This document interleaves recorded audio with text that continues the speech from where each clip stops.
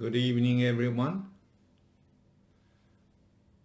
Let's take 5 minutes to quiet our busy mind. Okay.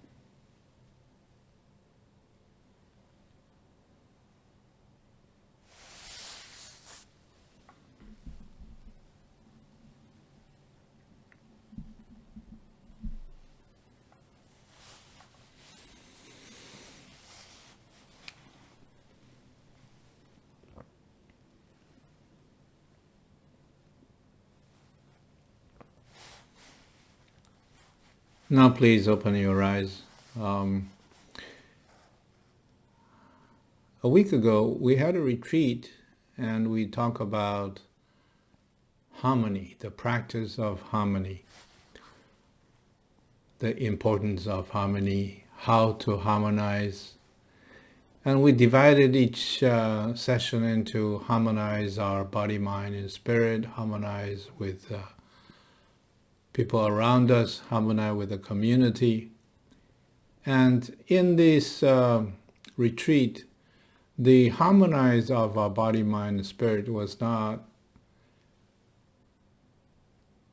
deeply discussed. So I thought maybe I'd take this opportunity to share with you my understanding about the importance of harmonize body, mind, and spirit, as well as how to harmonize body, mind, and spirit. As we all know, if we were sick, all we're going to feel is the discomfort or the pain. And we're not going to be happy. In other words, our spirit suffers. And we can't think clearly because our pain and discomfort affect our thinking power, because thinking requires focus and logical deductions, analysis. And all these processes are hindered by I don't want to say sick, but a discomfort body. Okay? So I think we all know that. That's simple to know. But how? How do we harmonize body, mind, spirit? Because, they do affect each other. And let's say, I'm unhappy, and if I'm unhappy, I have a very low spirit, and my circulation is poor, and my energy level is poor. And if it's long enough, then our body will be sick too. So just like when we're worried about something, we'll be unhappy. We're depressed. So mind affect the body, and mind affect the spirit affect the body. By spirit, I mean the state of our feeling. In other words, how we feel. We feel happy, we feel peace. And none of this can be experienced by our mind. It's only our spirit or our heart can feel love, peace, joy, right? So how do we harmonize? Sifu taught me that the first step is to purify the body, mind, and spirit. And how do we purify? We'll begin with purify our body first. Since Chan is, the school of Chan is a combination of Buddhist and Taoist and Confucius teachings, so the body part automatically refers to the Taoist way of thinking.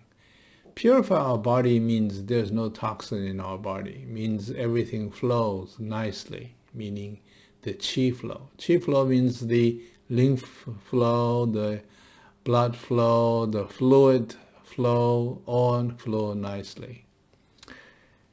And as you also know that the Chinese medicine is a Taoist, basically, from Yellow Emperor's inner canon, and it is more a Taoist doctrine. So if you go practice alternative medicine, whether it's Baguan or Tuina or acupuncture, or my grandma's recipe, soak our feet in the hot water, or the Western recipe of take a hot bath. All these are just methods to improve our circulation. So if you go see an acupuncturist,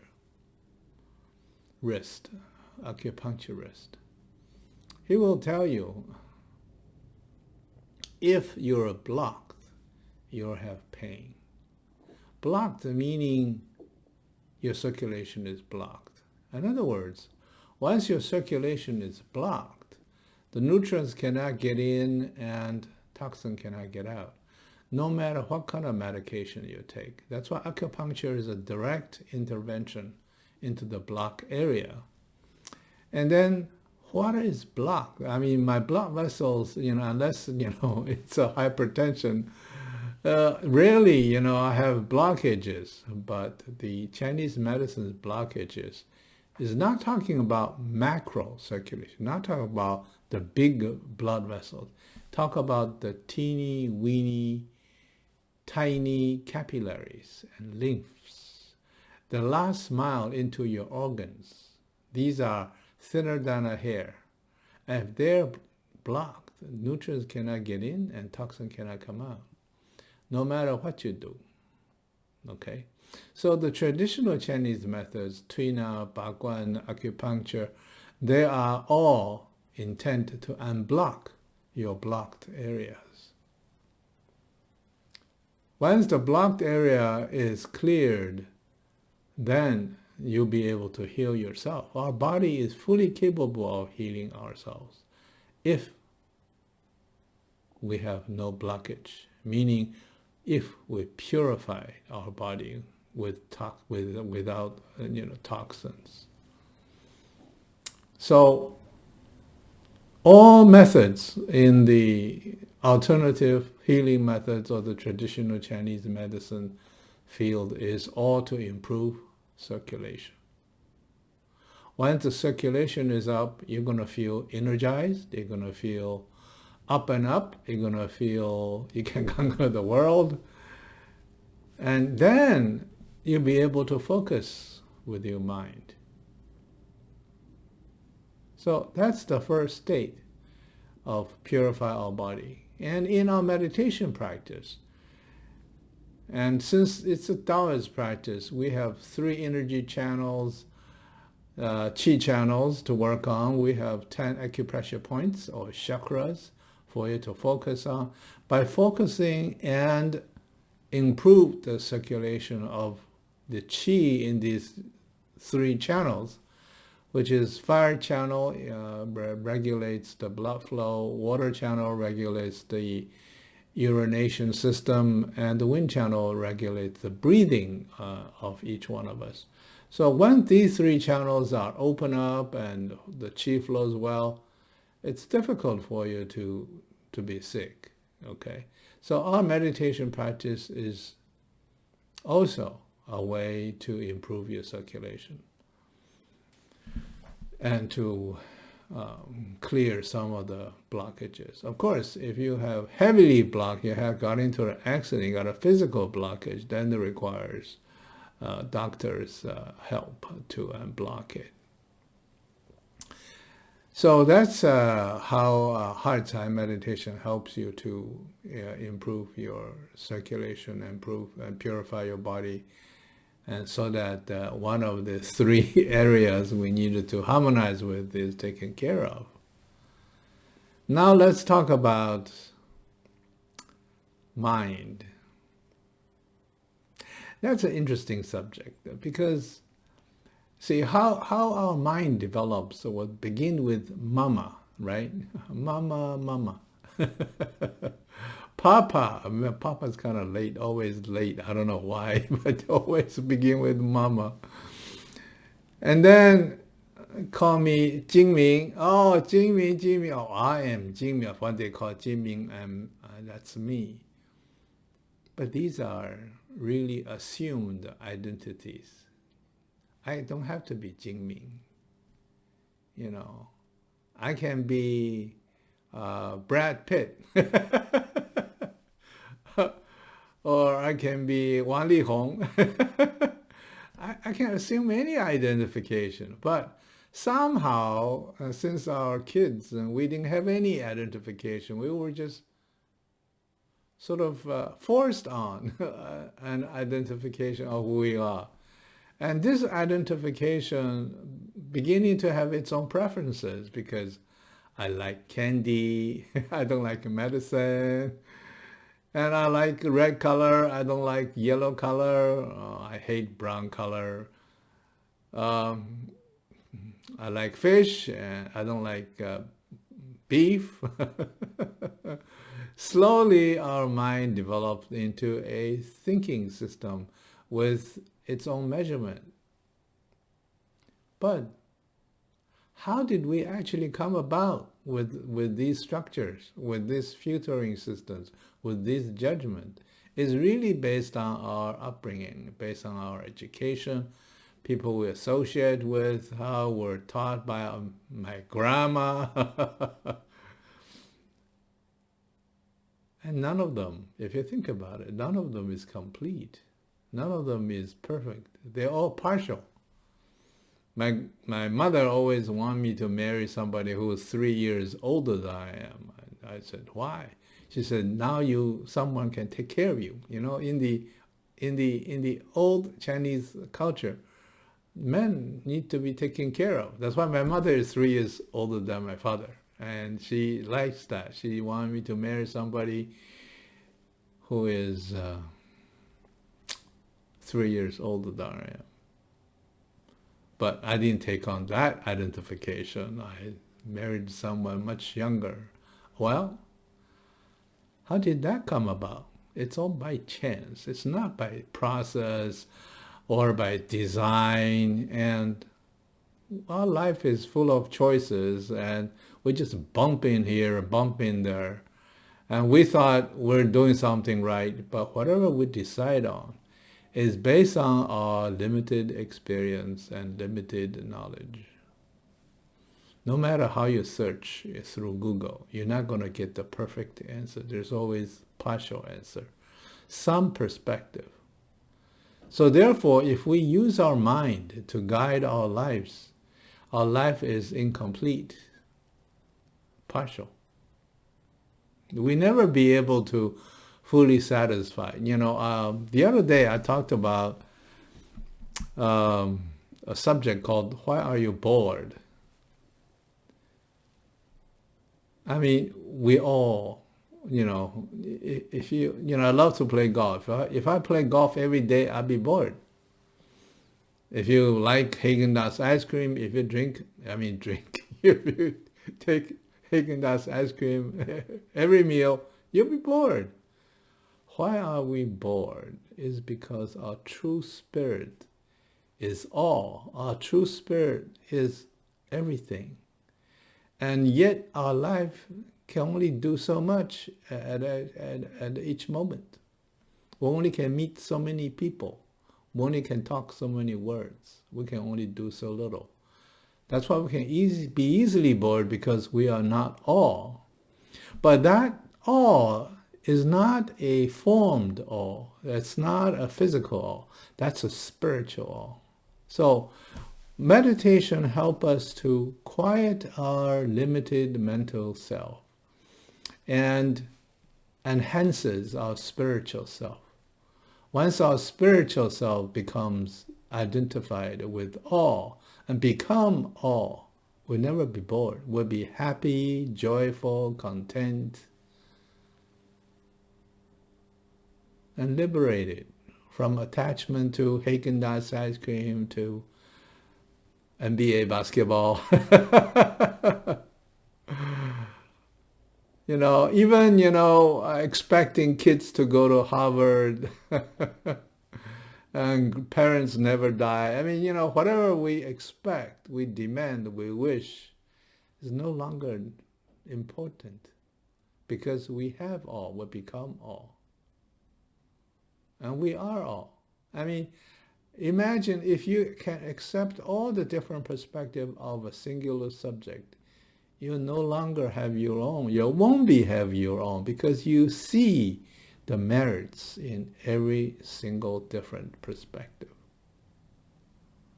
So the power of being all is very, very powerful. It is the ultimate goal in heart and meditation practice, to reach all, to become all, by bypassing or surpassing our limited mental capacity. Well, it's easy to say.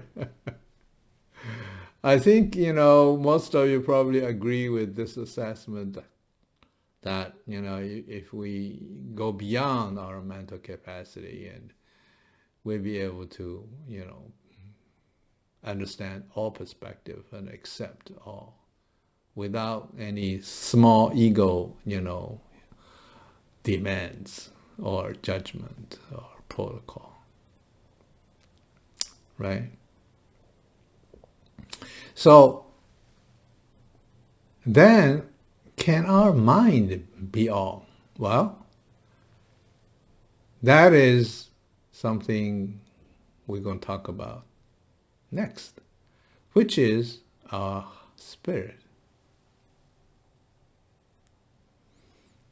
And how do we purify our spirit? How do we enhance our spirituality? How do we connect our spirit? It's our heart.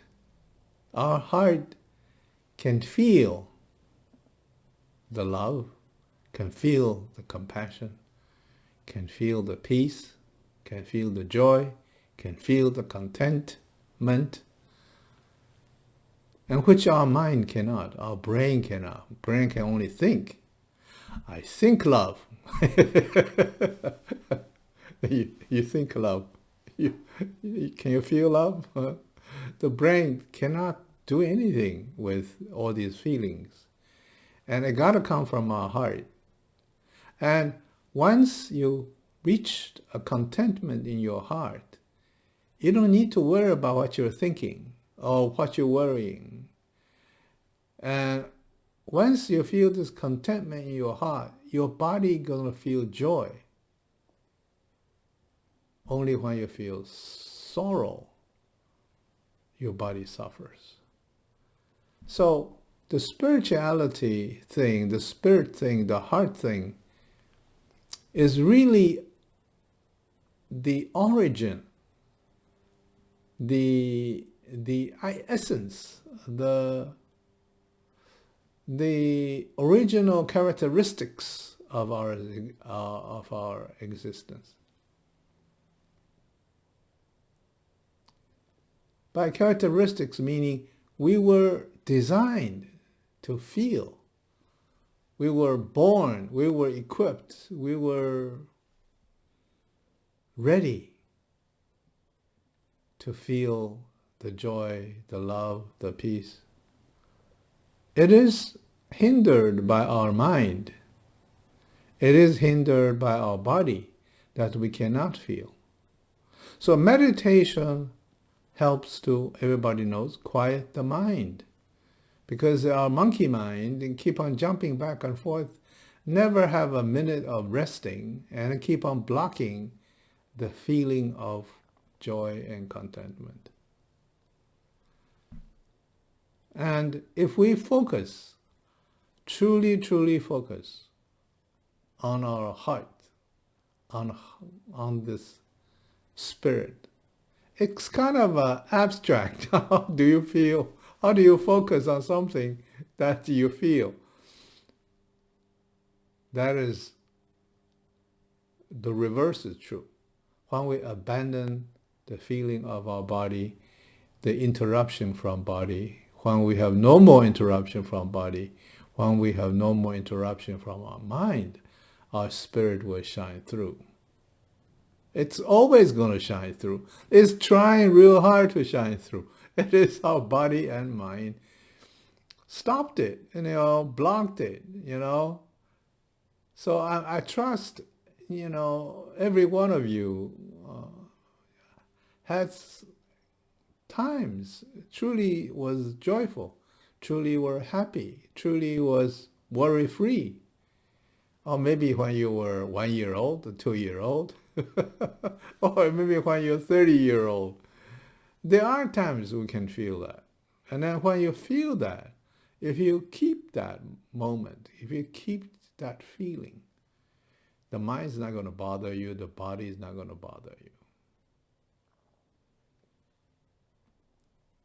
And as you continue to practice heart time meditation, you're going to improve your physical self into an energy self,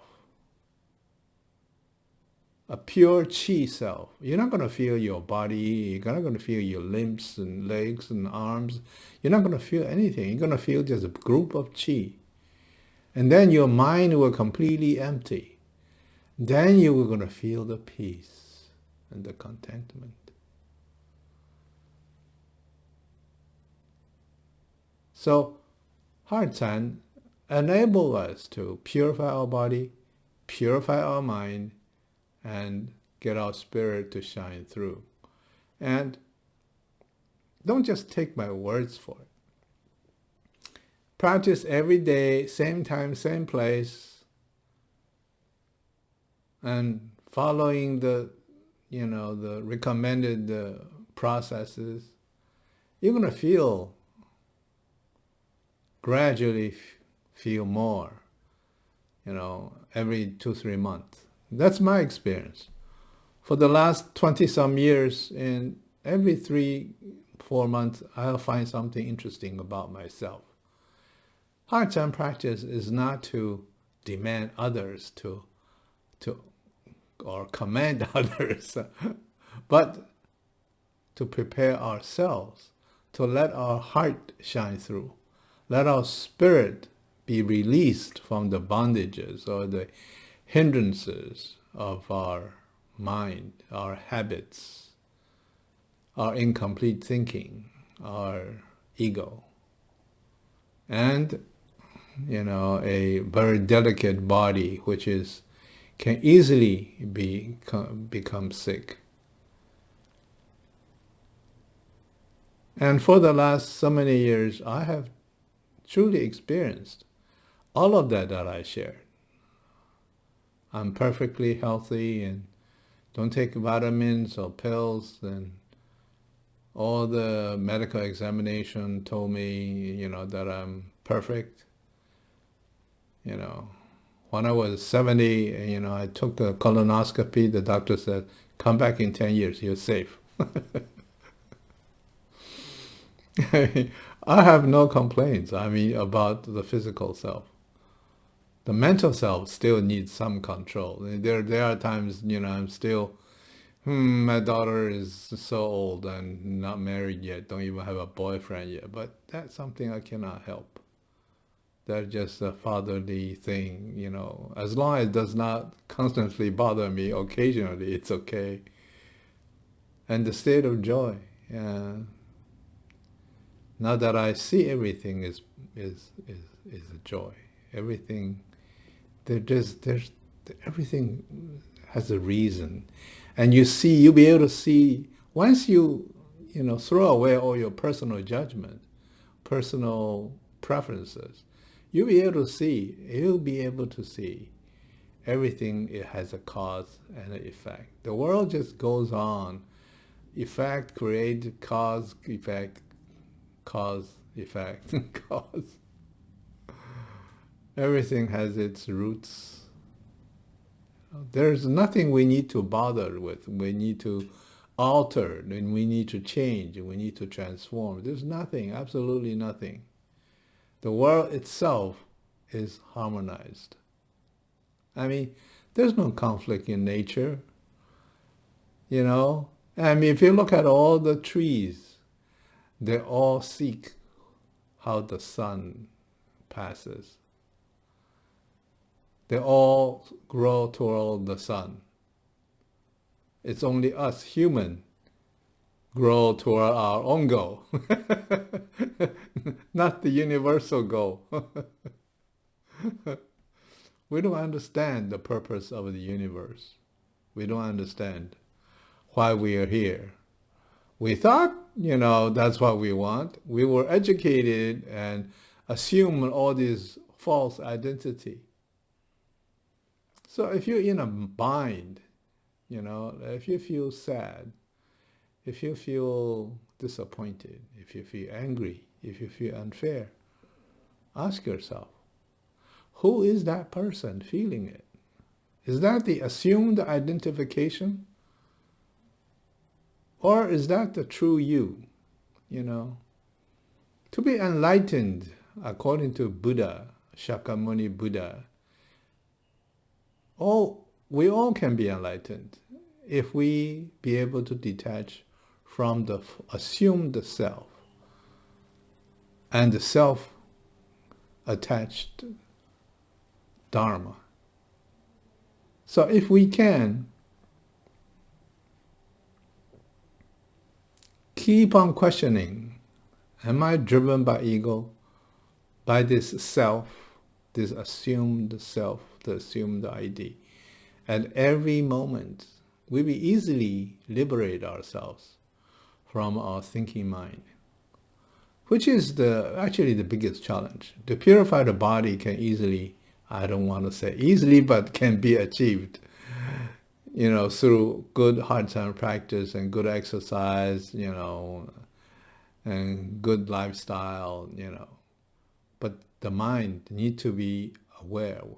That's why reach Buddhahood, meaning reach absolute equality and absolute awareness. We need to be aware what we're thinking, how we're feeling. We need to be aware of a constant state of being, because it's a self-regulated practice.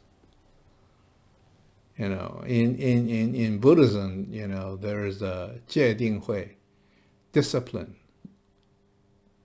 meditation, and wisdom.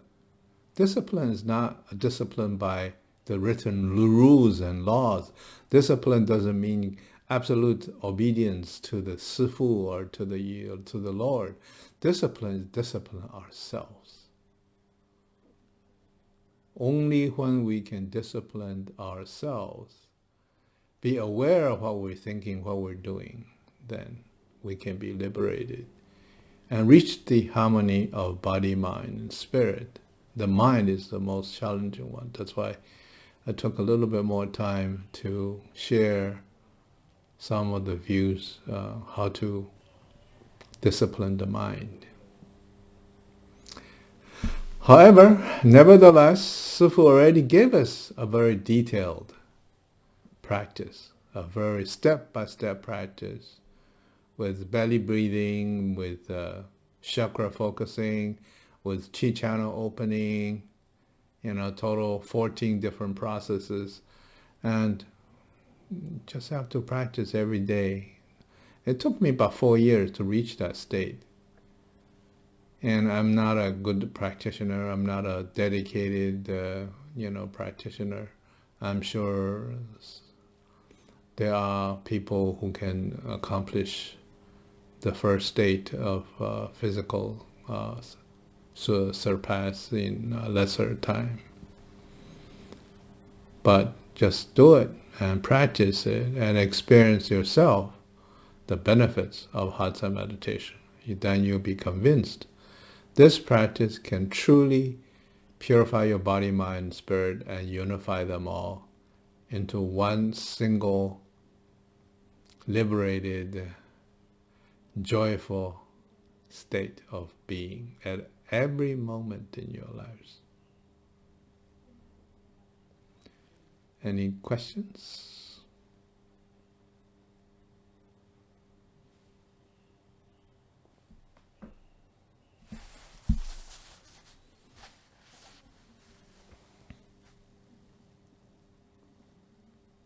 Okay, if no questions, then let's meditate.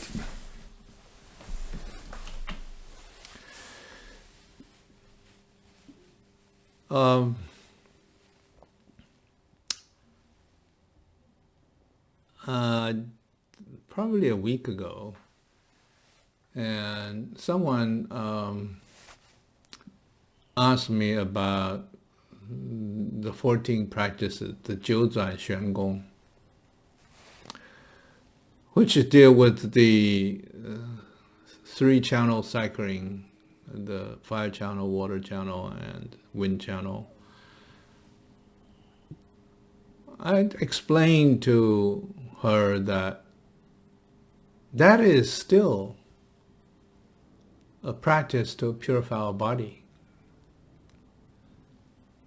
The importance of that is after the practice of the 3-channel cycling. It's the chanting. Because that just prepares our body to reach chanting. And only when we reach chanting, our spirit be able to shine through.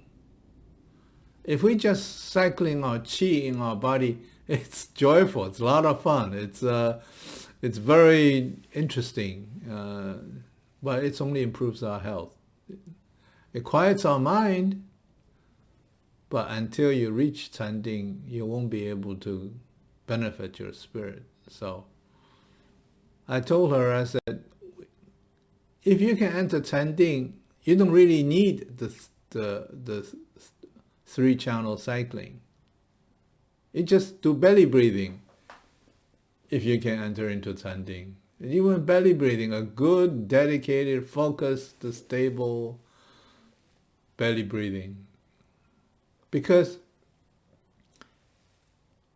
entering into chanting is not only at meditation time. We need to be chanting at every moment in our lives.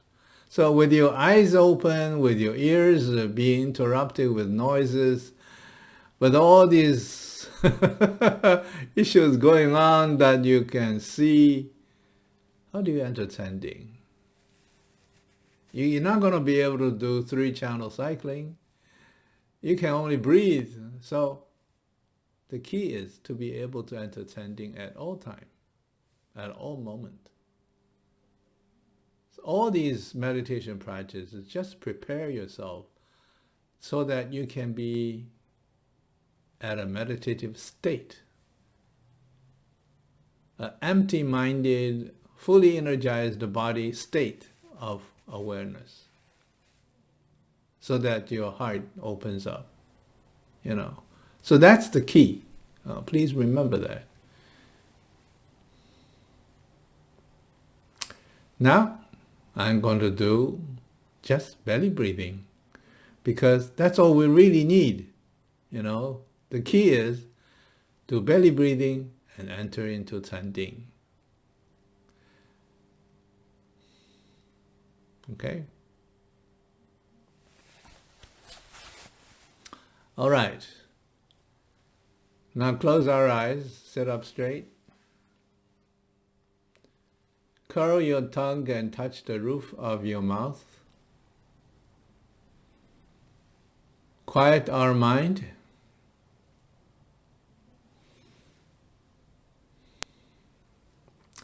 And breathe through our nose.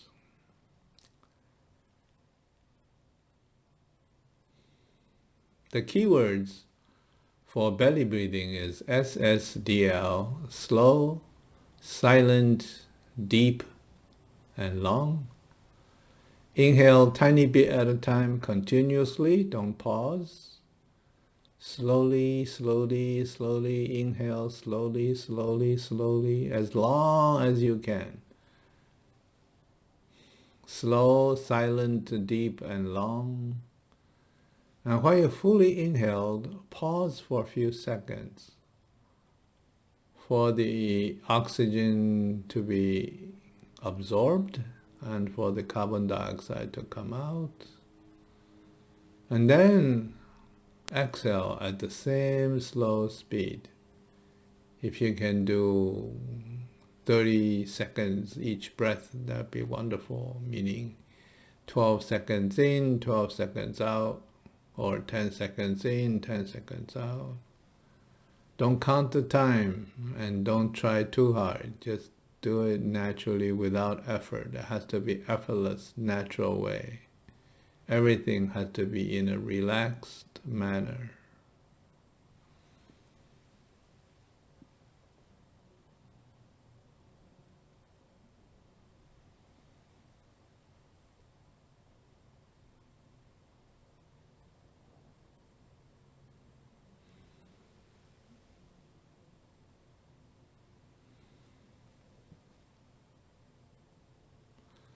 When you inhale, you should feel energized. When you exhale, you should feel relaxed. Because inhale will bring oxygen into your body. You should feel a small amount of high. And exhale will give you a small amount of relaxation.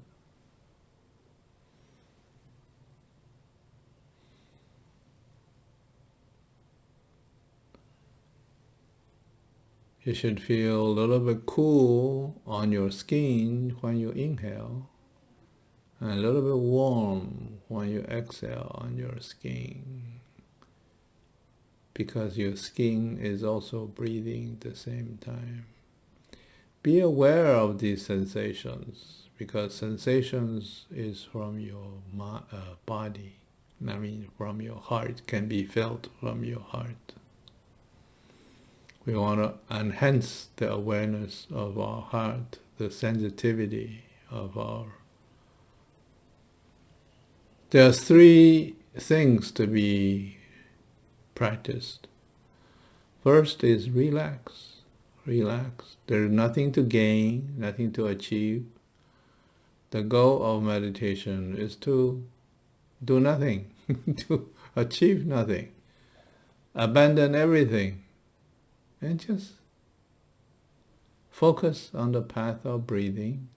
Feel the chi into your nose, into your throat, into your heart, into your lung, into your belly. When the belly is filled up, you're going to feel more energy. And then when the belly collapses, you exhale.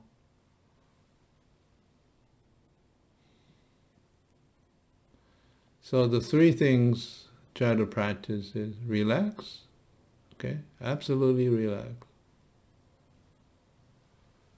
Don't even have to remember every word I said, every instruction I said. Just breathe. And then focus on the path of breathing, because this is the best way to redirect your mind into the inner breathing channel. Otherwise, you'll be thinking about this, thinking about that. But even if you do have a thought arise, that's okay. Just once you realize that return your focus to the path of breathing.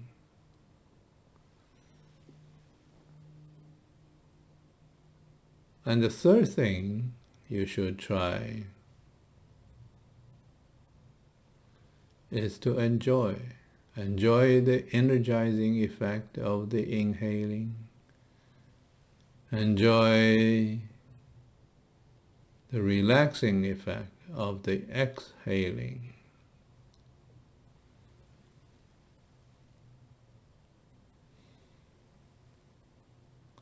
Only when you relax and focus, then you can enjoy. If you don't relax, you can't feel the joy.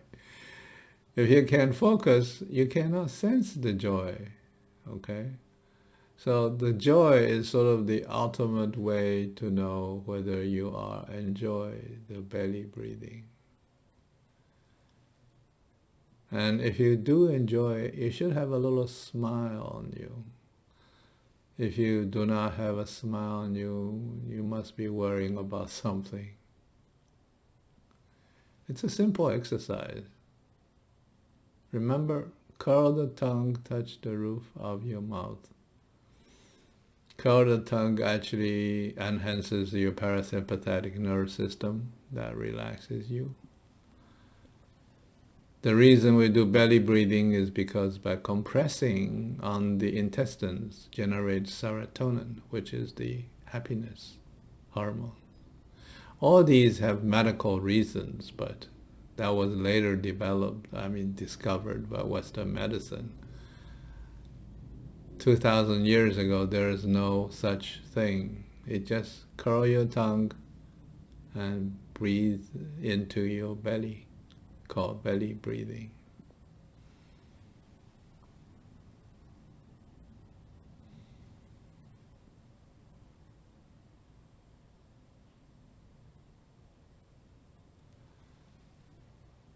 As always, we do not call a close to the session.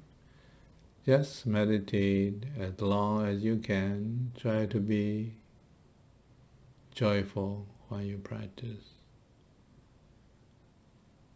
And until you can no longer sit, then you can stop.